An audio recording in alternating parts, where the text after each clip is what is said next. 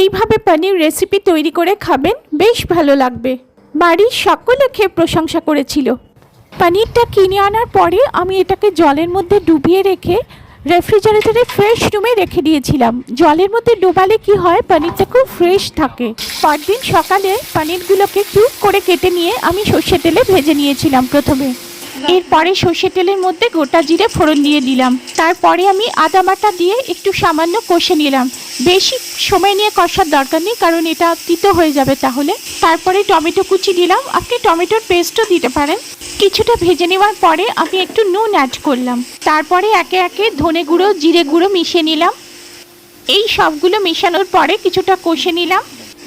বেশ কিছুটা কষে নেওয়ার পরে এইভাবে দেখুন, আমি ক্যাপসিকামগুলোকে ঠিক এইভাবে কেটেছি, এগুলোও অ্যাড করে দিলাম। ক্যাপসিকামগুলো অ্যাড করার পরে কিছুটা কষে নেওয়ার পরে আমি পেঁয়াজগুলোকে দেখুন ঠিক এইভাবে কেটেছি।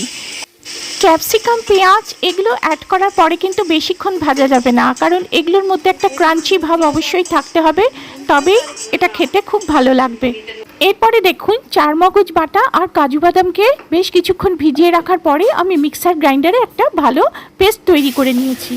তারপরে সেই পেস্টটা এখানে মিশিয়ে দিলাম। কিছুক্ষণ কষে দেওয়ার পরে আমি একটু গরম জল দিয়ে দিলাম প্রয়োজন মতো। তারপরে আমি ফ্রাই করে রাখা পনিরগুলো এর মধ্যে ঢেলে দিলাম। তারপরে দেখুন, কাসুরি মেথিকে খুব সামান্য কিছুক্ষণের জন্য আমি ভেজে নিলাম। যেই গন্ধ বেরিয়ে আসছে আমি সঙ্গে সঙ্গে রান্নাটাতে মিশিয়ে দিলাম। তারপরে সামান্য ঘি আর গরম মশলা দিয়ে নামিয়ে নিলাম। এই রান্নাটাতে আমি সামান্য একটু চিনিও ব্যবহার করেছিলাম, যেটা মিস করে গেছি, দেখানো হয়নি।